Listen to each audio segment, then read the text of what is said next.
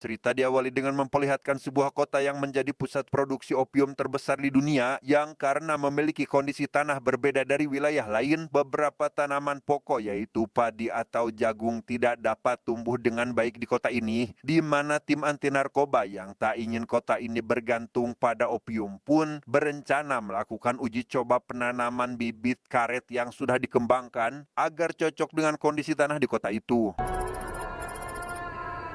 Dia bernama Yao, seorang bandar narkoba yang dikenal sebagai pengusaha sukses di kota tersebut. Yao memiliki kebebasan menanam apapun termasuk opium tanpa perlu izin dari pemerintah. Bahkan Direktur Dinas Pertanian pun dibuat tunduk olehnya.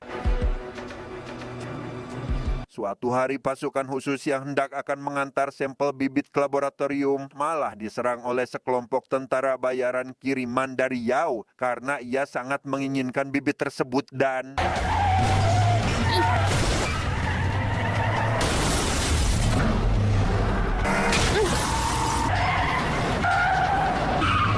penyerangan bernama Lin pun akhirnya tiba di lokasi untuk membantu mereka.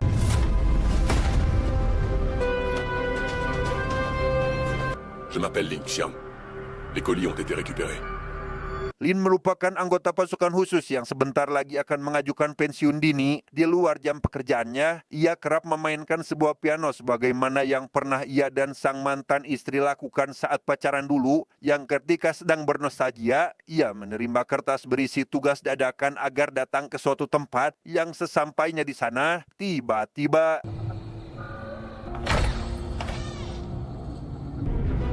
Ne bougez pas!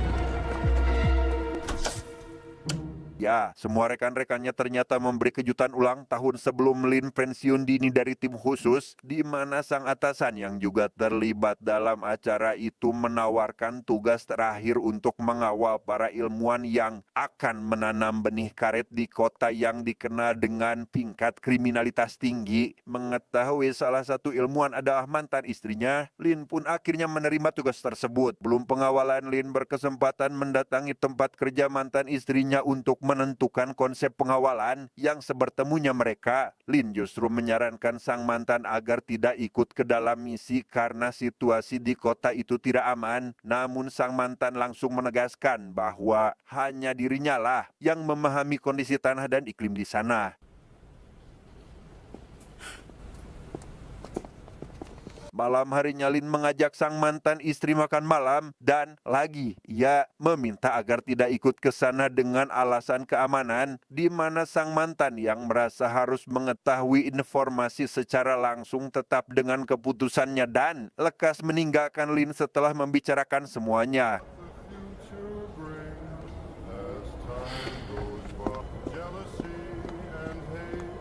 Sejenak kita tinggalkan dulu urusan Lin dengan mantan istrinya dan beralih pada seorang duda anak satu bernama Wuli. Saat itu mereka kedatangan tetangga yang membawa makan malam untuk mereka semua. Hingga di tengah kebersamaan itu, anak Wuli tiba-tiba pingsan akibat penyakit jantung bawaannya kembali kambuh. Sehingga Wuli langsung mencari taksi untuk membawa anaknya ke rumah sakit.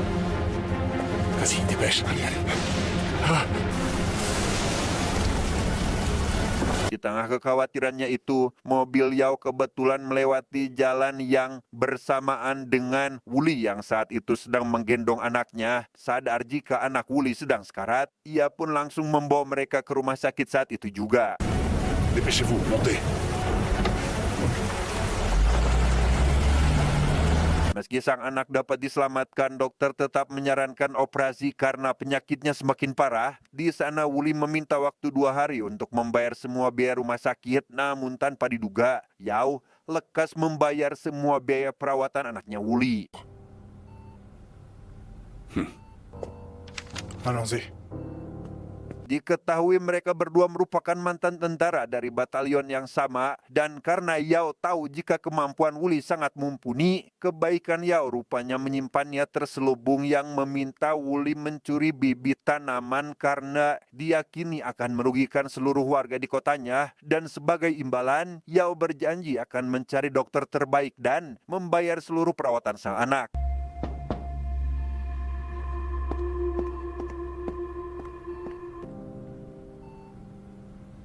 Singkat cerita, hari pengantaran bibit pun tiba. Sesuai dengan perkiraan, mereka akan kembali mendapat serangan dari orang yang menginginkan bibit tersebut, sehingga Lin langsung meminta rekannya untuk menjalankan rencana lain dan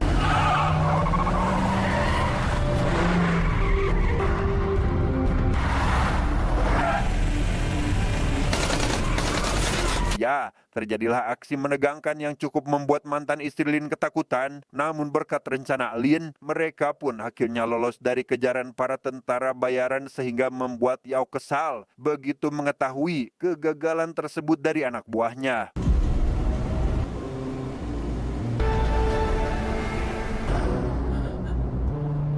Sesampainya di kantor wali kota dan bertemu dengan petinggi pemerintah, Lin menyinggung tentang keamanan kota ini karena tadi sempat diserang oleh sekelompok bandit, di mana Pak Wali Kota menenangkan jika pihak kepolisian lokal sedang menyelidiki mereka. Saat ini, Yao sedang mengadakan acara pembukaan bisnis barunya. Melihat Wuli turut datang ke acaranya, ia begitu senang dan mengajak Wuli menggunting pita agar ia merasa sangat dihargai sebagai teman seperjuangan. Sepulang dari acara tersebut, Wuli memikirkan kembali apakah ia akan membantu Yao mencuri bibit tersebut. Mengingat jika selama ini Yao membantu pengobatan sang anak, ia pun akhirnya menghubungi Yao jika Wuli akan membawa bibit tersebut saat konferensi pers nanti diadakan. Mon frère. Mengingat betapa bahayanya daerah ini, Lin meminta sang mantan agar pulang saja, bahkan hampir akan memesankannya tiket. Namun karena besok akan banyak orang dan dipastikan aman, mantan istrinya yang tidak setuju pun justru menganggap jika Lin terlalu berlebihan sehingga ia lekas meninggalkannya saat itu juga. Et ensuite, on n'aura plus à se revoir. Esok harinya acara konferensi pers pengenalan pertama bibit karet akan segera digelar, didatangi orang-orang penting termasuk para pejabat dan Yao selaku pengusaha di kota tersebut. Acara dimulai saat wali kota memberikan sambutan disusul dengan mantan istrinya Lin dalam mengenakan tanaman tersebut yang ketika tanaman itu diperlihatkan, tiba-tiba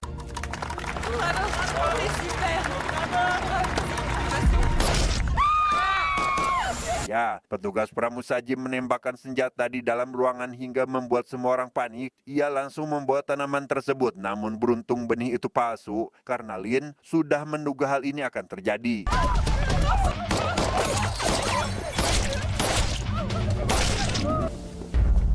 Saat rekan Lin akan mengamankan benih yang asli, tiba-tiba Wuli datang yang langsung membuat mereka tak berdaya. Wuli langsung membawa benih yang asli, namun aksinya itu berhasil dan mengenai mantan istrinya Lin.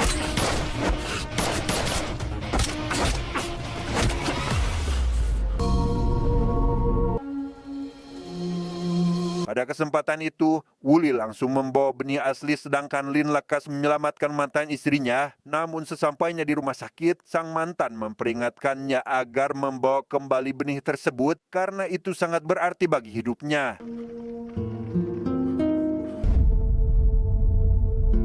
Atas kejadian tadi, pihak media langsung meliput dan meminta keterangan dari Bapak Wali Kota. Pihak keamanan kota juga sempat meminta maaf kepada Lin atas kelalaian mereka, di mana para pelaku yang masih hidup akhirnya lolos dan mereka tak sempat menangkapnya. Cette attaque est également notre responsabilité. Kode Griffin, yaitu pasukan khusus bekas tentara pemerintah kota pada salah satu korban yang ternyata pernah menjadi pasukan pembersih narkoba di tempat ini. Namun salah satu dari mantan anggota tersebut kini diyakini ada yang menjadi bandar namun belum mengetahui jika Yaolah anggota yang dimaksud, sehingga Lin lekas menghubungi pihak pusat agar mencari tahu tentang tentara Griffin yang memiliki tato tersebut.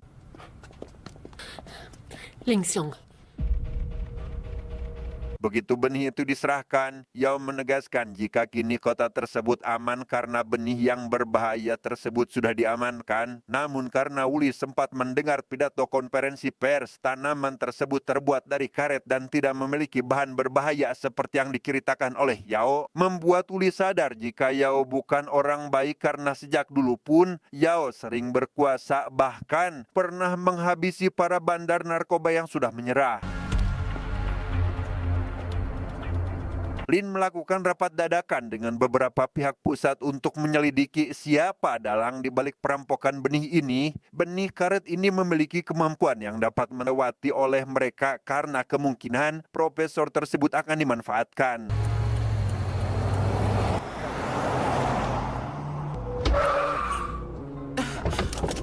Begitu dicegat di jalanan sempit, Yuli lekas kabur dari mobil sambil menawan profesor. Ia bersembunyi di gang kecil tanpa ketahuan oleh Lin, dan ia pun meminta Lin menyimpan pistolnya sehingga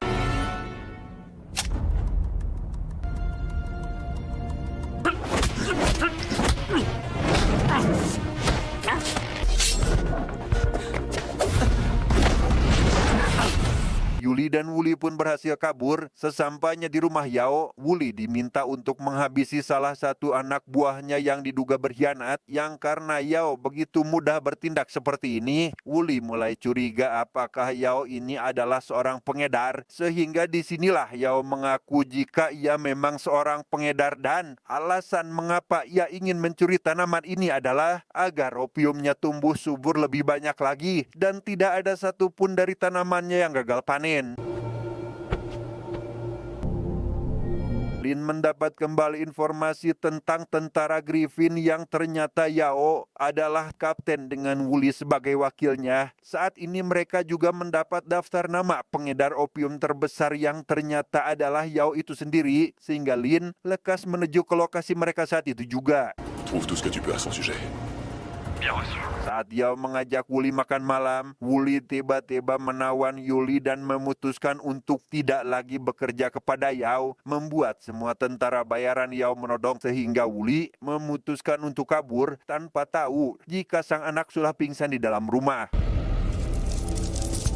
Di rumah Wuli, Lin tidak menemukan siapapun dan hanya anaknya saja. Ia langsung mengantar anak tersebut ke rumah sakit untuk mendapat perawatan lebih lanjut. Sementara Wuli yang baru tiba di rumah akhirnya diberitahu oleh perawat jika anaknya berada di rumah sakit.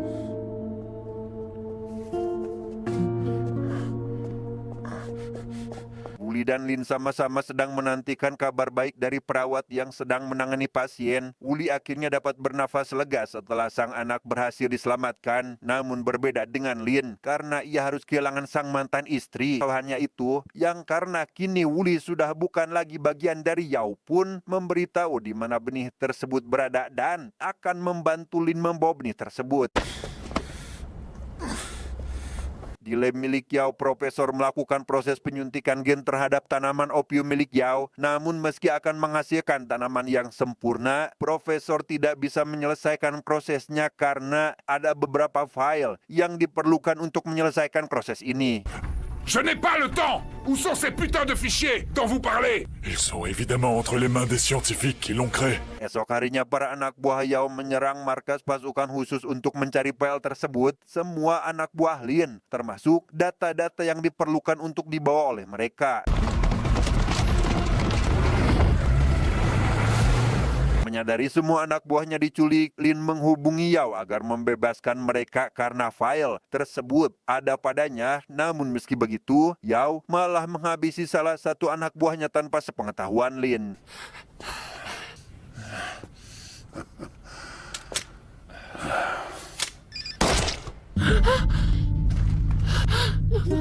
Akhirnya Lin tiba di rumah Yao. Ia pun menyerahkan file yang mereka minta yang menempel di rompinya. Kemudian Yao mempertemukan Lin dengan semua anak buahnya. Mendengar jika salah satu anak buahnya ada yang dihabisi, Lin pun begitu marah kepada Yao, namun ia tak bisa berbuat apa-apa. Le gars dont il parle est là.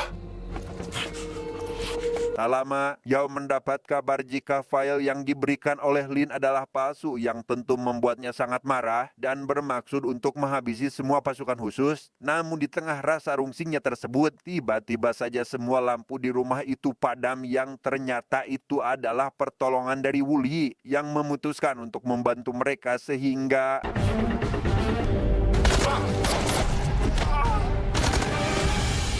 Pada akhirnya Yao berhasil kabur menggunakan mobilnya, namun Wuli dan Lin langsung mengejarnya saat itu juga. Yang setibanya di gedung terbengkalai, mereka berdua langsung terlibat baku tembak kembali dengan puluhan tentara Yao.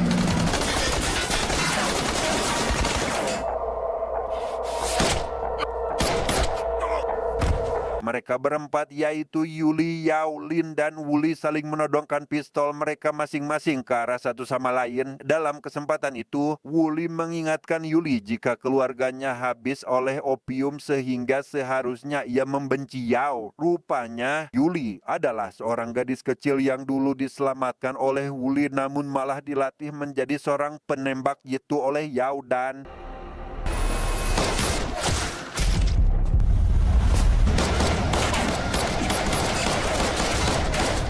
beruntung, Lin tidak ditembak lantaran Yao melarikan diri. Yao buru-buru membawa profesor untuk menjadikan profesor sebagai tameng agar tembakan Lin tidak mengenai dirinya. Yang ketika Lin diminta untuk meletakkan pistolnya, tiba-tiba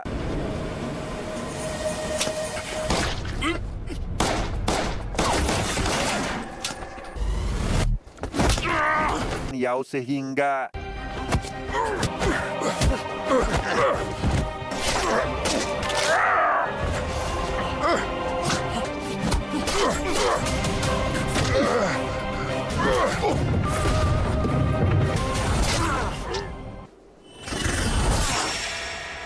ya, setelah keduanya dibuat babak belur dan tak berdaya, Yao akhirnya tumbang setelah Lin menusuk lehernya hingga maut, di mana Lin harus gugur dalam tugas karena terlalu kehilangan banyak darah menyusul sang mantan istri yang sudah gugur. Sementara Wuli sendiri selamat dan kini hidup bahagia bersama sang anak. Tamat.